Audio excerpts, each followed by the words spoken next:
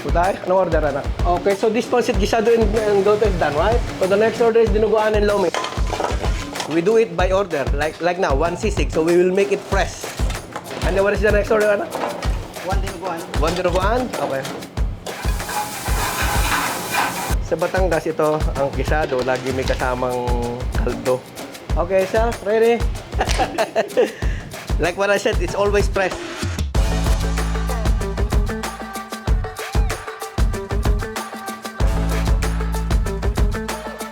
Well, nung napunta ako dito, pumasok akong kusinero. That was 2008, March 2008. Natrabaho ako as a sous chef sa isang convention center. Kasi buong buhay ko, nagluluto na ako. Nag-start ako about 21 years old. Ngayon, 55 na ako. So, kaya, kumbaga, marami na akong pinagdaan ng hirap, ups and down, hanggang sa narating ko yung posisyon ko. And then, nakakaayak na i-give up.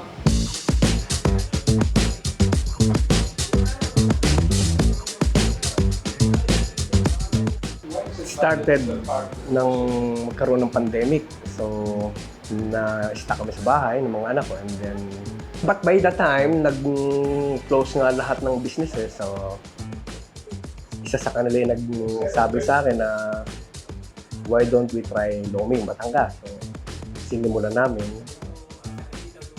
Actually, nung nasa Batangas ako, mahilig talaga ako kumain ng Lomi. That was one of my favorite, especially may hangover.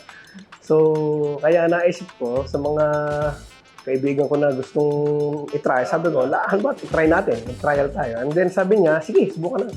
And then, this is it. Well, simula nung pandemic, yung recipe niyan ay trial and error.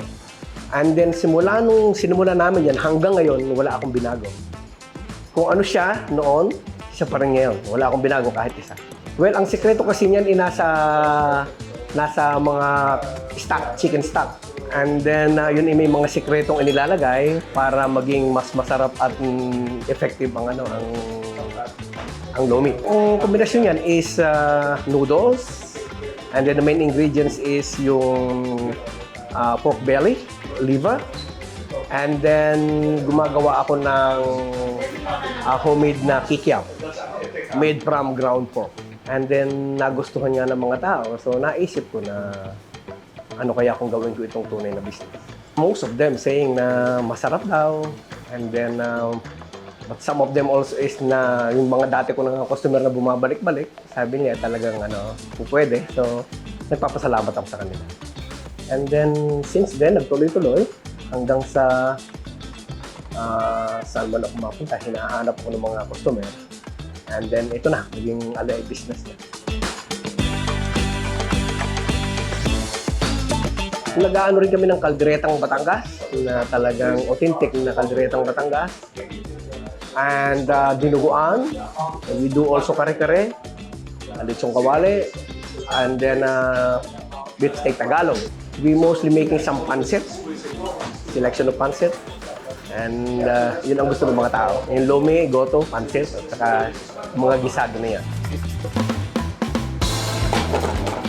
1 sisig, 1 order. So ito, ang ginagawa ko rito, lulutuin ko siyang ganyan. Okay? And then, kapag ready na, saka ko siya nilalagyan ng mayonnaise ng palabok. Typical na mayonnaise. Lalagyan ng konting garnish. And then, yung itlog. That's how the sisig will be. 1 dinuguan. Okay. Naman yung dinuguan natin.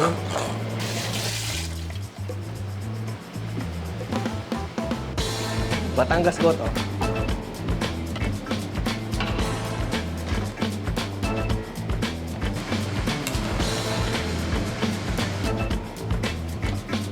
Then now we're gonna do the gisado.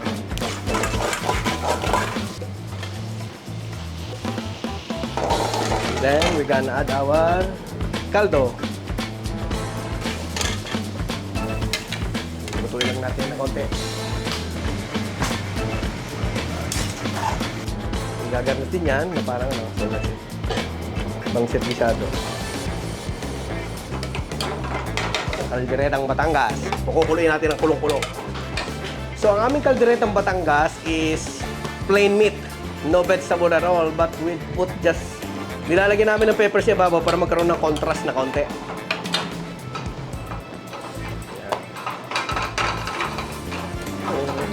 Ito na. Ready to go. Go. Pang-garnish lang sa ibabaw para medyo maganda sa tingnan.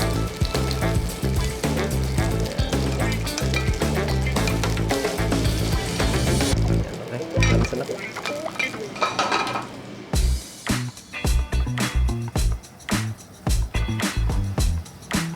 Salamat sa pagpunta. To be honest with you, ang pag-start ng business pala ay hindi napakadali. So, especially yung puhunan, ano? To buy everything what you need, actually. And then, sa tulong ng kapatid ko, sabi niya, sige, tulungan ka na. And then, here we go. And then, ang ginawa ko bilang kapalit, sabi ko, isama na kita as a business partner. So, naging business partner yung kapatid ko sa ngayon. So far naman, maganda ang takbo. Maraming tao ang tumatangkilik. Pabalik-balik. And then, kaya nakakatuwa. Hindi nagpapasalamat ako sa kanilang lahat. Well, sa mga kababayan natin na gustong pasukin ng business, so, ang ano ko lang is konting tiyaga, pasensya, at talagang kailangan dedicated kayo sa lahat ng ginagawa nyo. Kailangan lahat ng gagawin nyo galing sa puso. And then, at saka yung consistency ng iyong mga produkto na kailangan hindi magbabago. And then, lakas ng loob. At talagang, kumbaga ilalaan mo yung sarili para matupad mo ang gusto mong pangarap na karoon ng isang business na katulad nito. Napakaliit pero at least kahit papaano masaya ako. And then, ang importante ay masaya yung mga tao at gusto nila yung mga produktong ginagawa namin. Actually, isa ito sa pangarap ko na magkaroon ng sariling business along the way habang nagluluto. Pero sabi ko nga, hindi ganun kadali. Kaya, kaunting tiyaga.